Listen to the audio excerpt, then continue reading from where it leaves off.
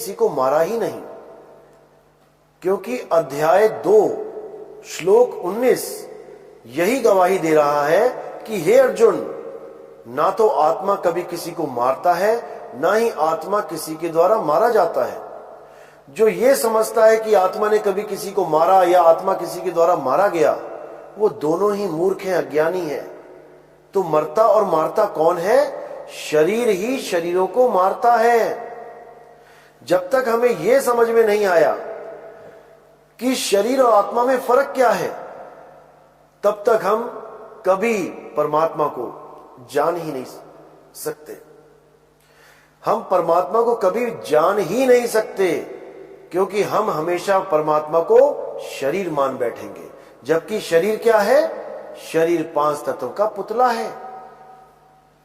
जैसे एक कठपुतली है, कठपुतली में एक धागा बंधा है और उसे चलाने वाला ऊपर बैठा है। तो जो असल तत्व है वो ऊपर बैठा है और जो धागा है वो उसका ध्यान है, और जो कठपुतली है वो ये शरीर है।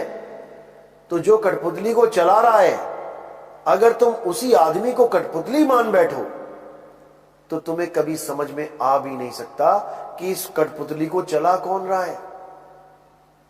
इसको समझना पड़ेगा। जैसे हम कहते हैं हमारे पिताजी की मृत्यु हो गई, हमारी माताजी की मृत्यु हो गई। अरे भाई, अगर पिताजी की ही मृत्यु हो गई, माताजी की ही मृत्यु हो गई, तो स्वर्ग में और नरक में कौन जा रहा है? पिताजी की मृत्यु हो जाती तो बात खत्म हो जाती। तो यमदूत किसे लेके जा रहे हैं और कहां नरकों में उसको लेके जाया जाएगा? अगर वो मर ही गया होता, अगर कोई मर ही गया होता तो कार्ड में स्वर्गवास क्यों छपवाते हैं कि मेरे पिताजी का स्वर्गवास हो गया? वास का मतलब होता है रहना, और स्वर्ग का मतलब होता है अब देवताओं के पास रहेंगे जाके। पहले इस काया में रहते थे, अब इस काया को छोड़ के स्वर्ग में चले गए। तो अब हम इस शरीर को छोड़ के कहीं और जा रहे हैं, तो इसका मतलब हम कहीं जा रहे हैं, मर नहीं गए। आप अपने घर का ताला लगा के दिल्ली से मुंबई चले गए। अब आपके घर पे जो ताला लगा है उसको देख के कोई बोले कि आदमी मर गया? नहीं मरा, वो गया है। वो वापस भी आ सकता है, वो कहीं और जा सकता है, मरा नहीं है। मरा कौन है? मरा तो उसका घर है, ताला उसके घर पे लगा है, मृत्यु उसके घर की हुई है, ना कि उस आदमी की जो दिल्ली से मुंबई गया है। इसी प्रकार पिताजी कभी मृत्यु को प्राप्त हो ही नहीं सकते, क्योंकि पिताजी शरीर है ही नहीं। पिताजी तो कुछ सालों के लिए इस शरीर में वास करने के लिए आए थे, और जैसे ही उनका समय पूरा हुआ, इस शरीर को छोड़ के वो स्वर्ग में वास करने चले गए। और सबसे बड़ी दुविधा तो ये है कि भारत देश में आज तक कोई नरक में गया ही नहीं। चाहे वो कितना ही पापी क्यों ना हो, कितना ही अधर्मी क्यों ना हो, कितना ही आपको परेशान करता हो, समाज को परेशान करता हो, आज तक कोई नरक में गया ही नहीं। नहीं तो मुझे कोई भी एक कार्ड दिखा दो जिस कार्ड पे ये लिखा हो कि मेरे पिताजी बहुत शराब पीते थे, बहुत मीट मांस खाते थे, बहुत अत्याचार करते थे गांव वालों पे, उनका नरकवास हो गया। एक भी कार्ड दिखा दो। ना ही कोई ब्राह्मण इस पे आपत्ति जताता है कि तुम्हारे पिता तो इतने बुरे कर्म करते थे, तुमने स्वर्गवास कैसे लिखवा दिया? कोई भी आपत्ति नहीं है, क्योंकि किसी को पता ही नहीं है कि कोई गया तो गया कहां। बस एक टैग लगा रखा है कि हां जी स्वर्गवास हो गया। ऐसे स्वर्गवास नहीं होता, भूल जाओ इन चीजों को। और गीता में तो कृष्ण जी ने बिल्कुल स्पष्ट मना कर दिया है कि जो देवताओं की पूजा करते हैं वो देवलोक को जाते हैं, यानी स्वर्ग को जाते हैं। जो पितरों की पूजा करते हैं वो पितरलोक को जाते हैं, और जो भूतों की पूजा करते हैं वो भूतों के यहां जन्म लेते हैं। ये तीनों ही अल्पज्ञ यानी अज्ञानी मुझ परम सत्ता को नहीं जान पाते, यानी मुझ अजन्मे नित्य शाश्वत को, उस आत्मा को नहीं जान पाते। और जो मेरी पूजा करते भी हैं वो मुझे एक शरीर मान के पूजते हैं। इसीलिए उनको लगता है कि कृष्ण जी शरीर हैं, जबकि हे अर्जुन, मैं शरीर नहीं हूं, मैं अजन्मा हूं, नित्य हूं, शाश्वत हूं, मैं ही सनातन हूं। जब तक हमें यह समझ में नहीं आ गया तब तक हम कृष्ण जी को शरीर ही मानते रहेंगे और हम ये समझते रहेंगे कि कृष्ण जी ने कंस को मारा, जबकि कृष्ण जी किसी को मारते ही नहीं हैं, मार सकते ही नहीं हैं, क्योंकि कृष्ण कोई शरीर नहीं, वो आत्म सत्ता है, वो आत्मदेव है। लेकिन हम नहीं समझ पा रहे हैं, इसलिए हम बार बार शरीरों में उलझ जाते हैं और जिसकी हम आस लगा लेते हैं हमें उसी में वास करना पड़ता है।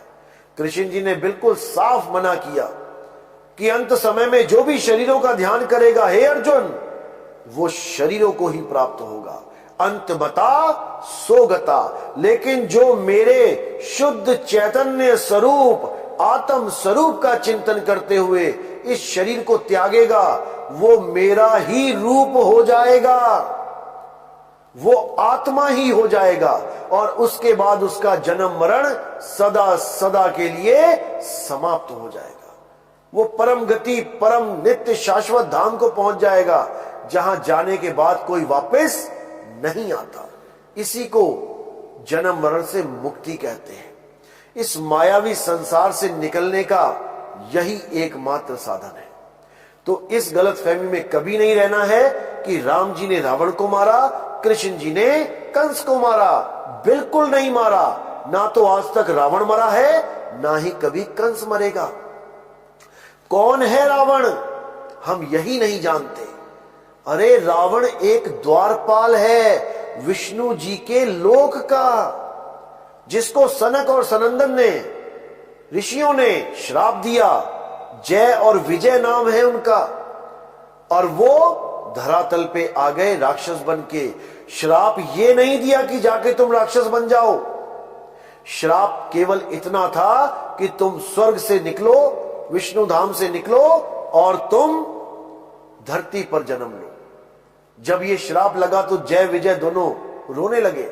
विष्णु जी को याद किया तो विष्णु जी ने उनको दो ऑप्शन दी, या तो 11 जन्म मेरे परम भगत के निभा लो दुनिया में जाके, या 3 जन्म मेरे परम शत्रु के निभा लो। तो ये 3 जन्म परम शत्रुओं के उन दोनों ने चुन लिए, क्योंकि कम जन्म थे, जल्दी वापस आ जाएंगे। 11 जन्म ज्यादा टाइम लगेगा, 3 में जल्दी वापस आ जाएंगे। इसलिए वो रावण बन गया, इसलिए वो हिरण्याकश्यप बन गया। ये उन्हीं के जन्म है। तो 3 जन्म पूरे करने के बाद रावण कहीं मर नहीं गया, वो वापस विष्णु जी के धाम में पहुंच के द्वारपाल बन के खड़ा है। अगर मर गया होता तो वहां कौन गया? लेकिन हम नहीं समझ पाए। हम रावण को फूंक रहे हैं हर साल, जबकि हमें रावण को फूंकने का अधिकार ही नहीं दिया गया कभी। राम जी ने अपने भाई को, लक्ष्मण जी को क्या बोला जब रावण मरने वाला था, रावण का शरीर छूटने वाला था? तब लक्ष्मण को यह बोला गया कि जाओ और रावण से ज्ञान प्राप्त करो। अपने सगे भाई को उस ज्ञानी पुरुष के पास ज्ञान लेने के लिए भेजा जा रहा है। हमें और तुम्हें उस रावण को आग लगाने की आज्ञा कब दी गई? किसने हमें आज्ञा दी? हम नहीं समझ पा रहे हैं।